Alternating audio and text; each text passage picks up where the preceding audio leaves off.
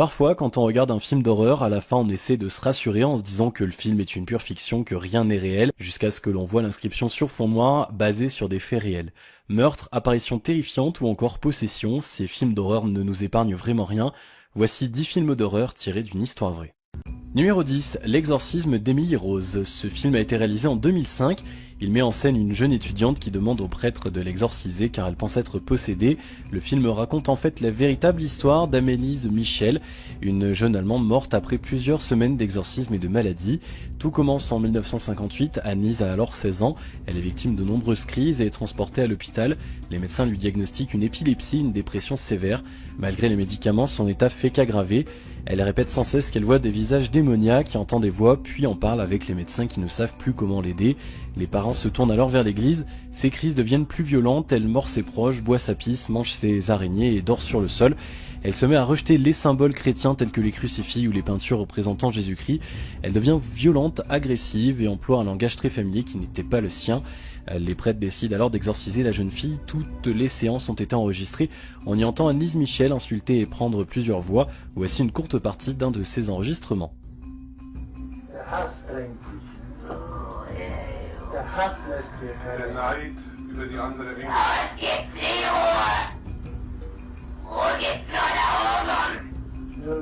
Ruhe gibt's nur dort, wo die Liebe ist. Ja, bei uns gibt's Nur Hass.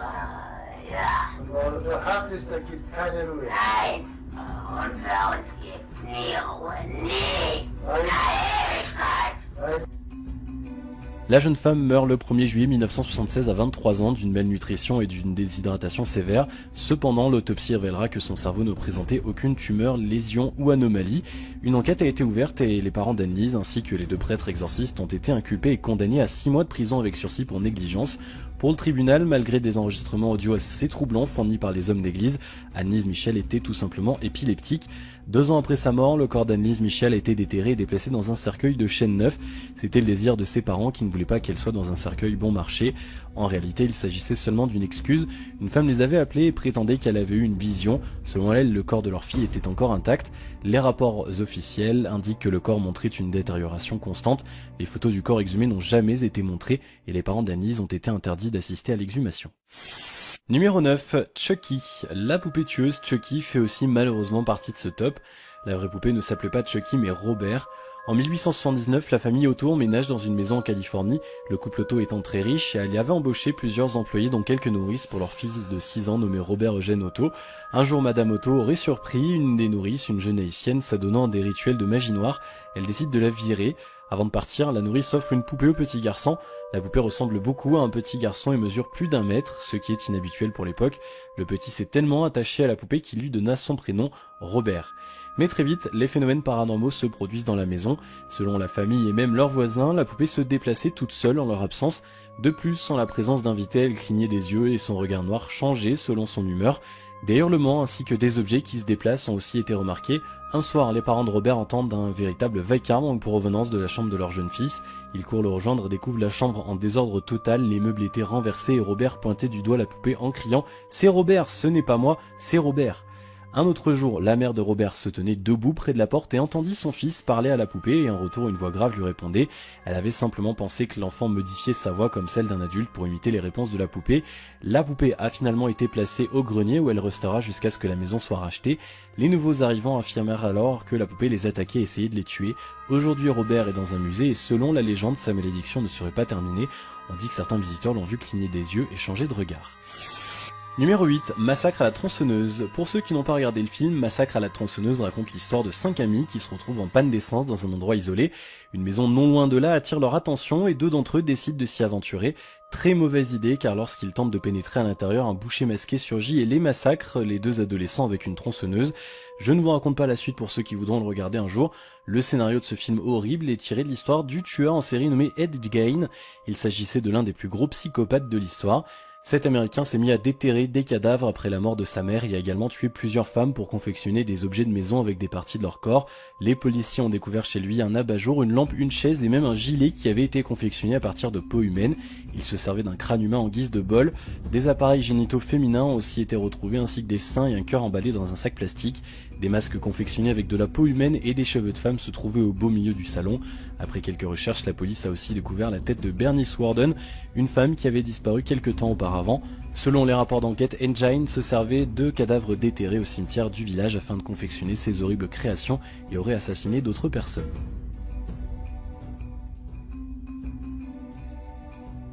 How long have you known Mr. 7 years. What kind of a man did you know him as? Well, he's a nice man, just like anybody else. The only difference I'd say in the man, he seems to be a little hot. Numéro 7, Psychose. Sorti en 1960, ce film avait marqué les esprits par sa violence physique mais aussi psychologique. Il mettait en scène un homme qui s'habillait avec les vêtements de sa mère morte. Et bien tout comme le film Massacre à la tronçonneuse, ce film s'est aussi inspiré d'Engine, car outre ses nombreux meurtres, il était aussi connu pour se travestir. Numéro 6, The Conjuring. Pour ceux qui ne l'ont pas regardé, ce film raconte l'histoire de deux enquêteurs paranormaux qui viennent en aide à une famille qui affirme que leur ferme est hantée. Les deux enquêteurs dans le film étaient inspirés du couple Ed Warren et Lorraine Warren. Ed est déontologue et sa femme Lorraine est médium. Ils étaient surnommés les chasseurs de fantômes pour leurs nombreuses enquêtes sur les phénomènes paranormaux. L'histoire de Conjuring s'est inspirée d'une de leurs enquêtes où une famille habitant à Rhode Island a affirmé que leur maison était hantée par une sorcière maléfique nommée Bethesda Sheeran. Les Warren affirment qu'ils ont été confrontés à l'affaire la plus terrifiante de leur carrière. La mère de la vraie famille, Andrea Perron, a regardé le film et a déclaré que certaines scènes ont été modifiées afin d'appuyer l'histoire, mais non, en aucun cas été exagérées. Je n'en dirai pas plus ici, histoire de vous ménager le suspense et de vous permettre de découvrir tout cela dans le film. Dernière remarque, à la fin du film, la vraie famille est montrée aux spectateurs.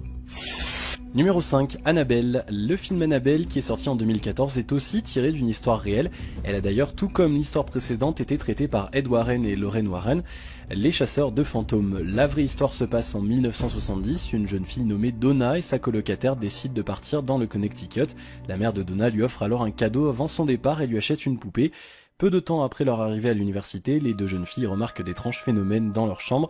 La poupée est plusieurs fois retrouvée à différents endroits de la pièce, mais surtout différents appels à l'aide écrits par une enfant sont découverts dans le dortoir. Plus tard, la poupée s'en est même pris à l'une de leurs amies en tentant d'étrangler et la tuer. C'est alors qu'ils décident eux aussi de contacter Ed et Lorraine Warren. Finalement, les deux chasseurs de fantômes feront appel à un prêtre pour exorciser les lieux et amèneront la poupée dans leur célèbre musée. Cependant, la malédiction d'Annabelle n'a jamais cessé de frapper. Un couple qui était venu visiter le musée s'est approché de la poupée enfermée dans une vitrine bénite par un curé. L'homme a tapoté sur la vitre et sur le chemin de son retour, il meurt suite à un accident de moto. Coïncidence ou pas, à vous de décider. Numéro 4, Amityville, la maison du diable. La célèbre histoire d'Amityville a fait le tour du monde et bien évidemment le film Amityville, la maison du diable s'en est inspiré. En 1974, la famille DeFeo emménage dans une nouvelle maison à Amityville. Ils sont 7 personnes, les 2 parents et 5 frères et sœurs. Le 13 novembre, Ronald Jr., l'aîné, termine de regarder la télé. Il prend alors son fusil et assassine toute sa famille. Certains étaient réveillés, d'autres sont morts pendant leur sommeil. Ronald Jr. a été reconnu coupable et passera le restant de sa vie derrière les barreaux. Il a été condamné à 150 ans de prison. Depuis sa condamnation, il a donné plusieurs versions des faits. La première était qu'une voix lui aurait ordonné les meurtres. Plus tard, il a affirmé que sur son site officiel que c'est avec la complicité de sa sœur qu'il aurait commis les meurtres. Des années plus tard, la famille Lutz emménage dans la maison d'Amityville abandonnée. Ils affirment avoir été victimes de voix bizarres, de courants d'air glacés et de croix inversées sur les murs. Le film d'Amityville s'inspire plus spécialement de cette partie de l'affaire avec la famille Lutz. Finalement, la famille ne resta que 28 jours dans la maison, effrayée par les divers phénomènes paranormaux. Numéro 3, La colline à des yeux. Ce film raconte l'histoire d'une famille qui décide d'aller passer des vacances en Californie. Pour raccourcir le trajet, ils empruntent un raccourci. Malheureusement, cette route désertique va les mener tout droit dans la gueule d'une tribu cannibale qui vit dans les collines. Le réalisateur a déclaré plus tard qu'il s'était inspiré de la légende d'Alexander Bean. Au XVIIe siècle, Alexander était le chef d'un clan écossais de 48 membres qui était composé de ses enfants et petits-enfants. La plupart de leurs unions étaient incestueuses. Ils vivaient dans une grotte de la campagne écossaise. Lorsque la nuit tombait, cette famille piégeait des voyageurs, les tuait et les mangeait.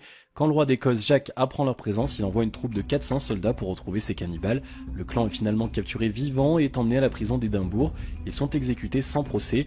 Pour les hommes, leur partie génitale est coupée, ils sont condamnés à saigner jusqu'à ce qu'ils meurent.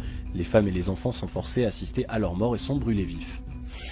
Numéro 2, Open Water. Ce film, qui raconte l'histoire de deux plongeurs qui se perdent en mer, est basé sur la réelle histoire de Tom et Helen Lonergan. Le 25 janvier 1998, ce couple américain plongeait dans la Grande Barrière de Corail. C'est alors que leur bateau de plongée quitte le site de plongée sans eux. Les opérateurs avaient mal compté le nombre de plongeurs à bord. Ce n'est que 2 jours plus tard, quand les affaires personnelles du couple ont été découvertes à bord, que leur absence a été remarquée. Malheureusement, ils n'ont jamais été retrouvés. Quelques semaines plus tard, des pêcheurs trouvent une ardoise du plongeur. Celle-ci permet de communiquer sous l'eau. Ces mots étaient inscrits dessus. Lundi 26 janvier 8h, pour tous ceux qui peuvent nous aider, nous avons été abandonnés à Saint-Crispin le 25 janvier à 15h. S'il vous plaît, aidez-nous, venez nous sauver ou nous allons mourir. Au secours. Les autorités pensent qu'ils se sont noyés ou ont été emportés par des requins. Dans le film Open Water, pour faire encore plus vrai, les cinéastes se sont servis de vrais requins vivants plutôt que de requins mécaniques comme ceux utilisés dans les Dents de la Mer. Ils mesuraient entre 2 et 3 mètres et selon les experts, ils étaient quand même habitués à la présence humaine. Numéro 1, Zodiac. Ce film raconte l'histoire d'un tueur en série qui assassine des hommes et des femmes. Après chaque crime, il contacte les services de police et les journaux pour revendiquer ses crimes. Il accompagne ses lettres par des énigmes que les policiers essayent de déchiffrer. Le tueur du Zodiac a bel et bien existé. C'était un tueur en série à qui ont été attribués de façon certaine 5 meurtres, 2 tentatives de meurtre et un enlèvement. Mais au-delà de ces faits, il a été soupçonné d'une série de meurtres entre 37 et 200 selon les auteurs, entre les années 1968 et 1969. Il revendiquait ses crimes à travers des courriers énigmatiques envoyés à la presse et à la police. Il y inscrivait des messages codés et signés d'un symbole. Voici l'une de ses lettres. C'est le Zodiac qui vous parle. Je suis l'assassin du chauffeur de taxi sur Washington la nuit dernière. Pour le prouver, voilà un morceau de la chemise taché de sang. Je suis le même homme qui s'est fait les gens dans le nord de la baie.